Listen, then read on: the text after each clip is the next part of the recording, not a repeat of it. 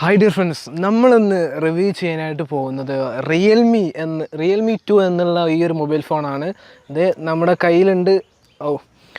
ഇതിനെക്കുറിച്ച് പറയുകയാണെങ്കിൽ തന്നെ ഒരു ബഡ്ജറ്റിൽ ഒതുങ്ങാവുന്ന ഒരു മൊബൈൽ ഫോൺ തന്നെയാണ്. അതായത് കുറഞ്ഞ വിലക്ക് ഒരുപാട് ഫീച്ചറുകൾ നമുക്ക് ഈ ഒരു മൊബൈൽ ഫോണിൽ അവൈലബിൾ ആണ്. ഫ്ലിപ്കാർട്ടിൽ നിന്നാണ് ഇത് വാങ്ങിച്ചിട്ടുള്ളത്.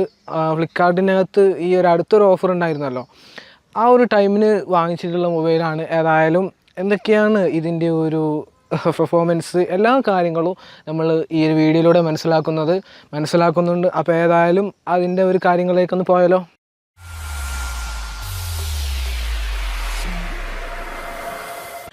ഇതാണ് നമ്മുടെ മൊബൈൽ ഫോണ്. ആദ്യം തന്നെ നമുക്ക് ഇതിൻ്റെ ഒരു ഡിസ്പ്ലേ സൈസ് നമുക്കൊന്ന് പരിശോധിക്കാം. 6.2 ഇഞ്ച് HD ഡിസ്പ്ലേ ആണ് ഈ ഒരു മൊബൈൽ ഫോണിന് വരുന്നത്. പിന്നെ പരിശോധിക്കുകയാണെന്നുണ്ടെങ്കിൽ LCD, അതായത് ഇഞ്ച് സ്ക്രീൻ വിത്ത് IPS LCD ഡിസ്പ്ലേ ആണ് ഈ ഒരു മൊബൈൽ ഫോണിന് വരുന്നത്. റെസൊല്യൂഷൻ 720x1520 അറ്റ് 271 ppi ആണ് ഇതിൻ്റെ ഒരു റെസൊല്യൂഷൻ. ക്യാമറയൊക്കെ പരിശോധിക്കുകയാണെന്നുണ്ടെങ്കിൽ വളരെ മികച്ച ഒരു ക്വാളിറ്റി തന്നെയാണ്, അതായത് റിയൽമി ഈ ഒരു മൊബൈൽ ഫോണിനകത്ത് ഇംപ്ലിമെൻ്റ് ചെയ്തിരിക്കുന്നത്. ഏതായാലും പിന്നെ ക്യാമറ പരിശോധിക്കുകയാണെന്നുണ്ടെങ്കിൽ ബാക്കിൽ 2 ക്യാമറ വരുന്നുണ്ട്. ഒന്ന് 13 മെഗാ പിക്സലും മറ്റൊന്ന് 2 മെഗാ പിക്സലുമാണ് ഈ ഒരു മൊബൈൽ ഫോണിൽ വരുന്നത്. പിന്നെ ഫ്രണ്ട് ക്യാമറ പരിശോധിക്കുകയാണെന്നുണ്ടെങ്കിൽ 8 മെഗാ പിക്സലാണ് ഫ്രണ്ട് ക്യാമറ വരുന്നത്. ഏതായാലും ഞാൻ ഈ ഒരു മൊബൈൽ ഫോണിനകത്ത് എടുത്തിട്ടുള്ള ഒരു സെൽഫിയാണ് നിങ്ങൾക്കിവിടെ കാണാനായിട്ട് സാധിക്കും. ക്യാമറയെക്കുറിച്ച് പറയുകയാണെന്നുണ്ടെങ്കിൽ പിന്നീട് ഒരു വ്യക്തമായിട്ടുള്ളൊരു വീഡിയോ നമ്മൾ ചെയ്യുന്നതായിരിക്കും. ഏതായാലും ഇതിൻ്റെ ക്യാമറ അത്ര പോരാ കേട്ടോ, കാരണം നമ്മൾ ഇത് ഉപയോഗിച്ചിട്ടാണ് പറയുന്നത്, വെറുതെ പറയല്ല. ക്യാമറ പോരാ എന്ന് തന്നെയാണ് എൻ്റെ ഒരു അഭിപ്രായം. പിന്നെ അടുത്തതായിട്ട് ഇത് 4GB റാമാണ് ഈ ഒരു മൊബൈൽ ഫോണ് വരുന്നത്. പിന്നെ 64GB ഇൻറ്റേർണൽ സ്റ്റോറേജും ഈ ഒരു മൊബൈൽ ഫോണിന് വരുന്നുണ്ട്. പിന്നെ അടുത്തതായിട്ട് ഇതിൻ്റെ ഒരു ബാറ്ററി പരിശോധിക്കുകയാണ്.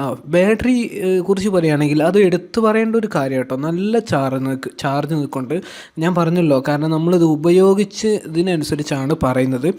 ബാറ്ററി വരുന്നത് 4230 mAh ബാറ്ററിയാണ് ഇതിന് ബാറ്ററി വരുന്നത്.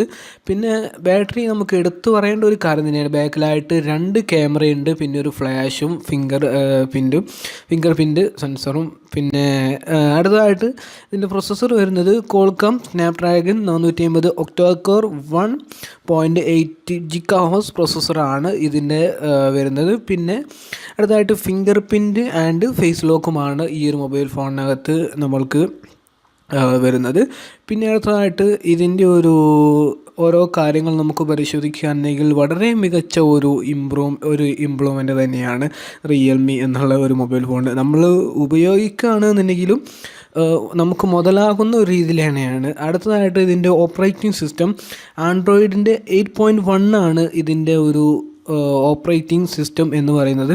അപ്പോൾ ഏകദേശം കാര്യങ്ങളൊക്കെ ഈ ഒരു മൊബൈൽ ഫോണിനകത്ത് നിങ്ങൾക്ക് മനസ്സിലായല്ലോ എന്ന് ഇരിക്കുന്നു. അപ്പോൾ കൂടുതലായിട്ടും നമ്മളൊന്നും ഈ മൊബൈൽ ഫോണിനകത്ത് പറയുന്നില്ല, നിങ്ങൾക്ക് മനസ്സിലാകാവുന്ന രീതിയിലുള്ള കുറച്ച് കാര്യങ്ങൾ മാത്രമാണ് നമ്മൾ ഈ ഒരു മൊബൈൽ ഫോണിനകത്ത് പറഞ്ഞിട്ടുള്ളത്. അപ്പോൾ ഏതായാലും നിങ്ങൾ ഈ ഒരു മൊബൈൽ ഫോൺ വാങ്ങണമെന്നുണ്ടെങ്കിൽ ഇതിൻ്റെ ലിങ്ക് ഞാൻ എൻ്റെ വീഡിയോക്ക് താഴെ ഡിസ്ക്രിപ്ഷൻ ബോക്സിൽ നൽകുന്നുണ്ട്.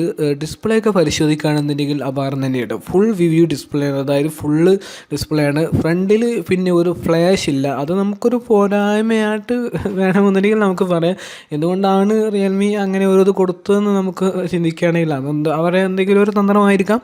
എന്നിരുന്നാൽ പോലും വളരെ ഒരു മികച്ച ഒരു ഇത് തന്നെയാണ്. ഏതായാലും ക്യാമറയെ കുറിച്ച് ഞാൻ പറഞ്ഞല്ലോ മുമ്പ്, അതൊരു പോരായ്മയാണ്, കാരണം അത്ര ഒരു പോരാ, എൻ്റെ ഒരു അഭിപ്രായത്തിൽ അത് പോരാ. ഏതായാലും ഈ ഒരു വീഡിയോ ഇഷ്ടമായാൽ തീർച്ചയായിട്ടും നിങ്ങളുടെ കൂട്ടുകാരിലേക്ക് ഷെയർ ചെയ്യുക. അപ്പോൾ അടുത്തൊരു വീഡിയോയിൽ വേറൊരു സബ്ജക്റ്റുമായിട്ട് നമുക്ക് വീണ്ടും കാണാം. ബൈ.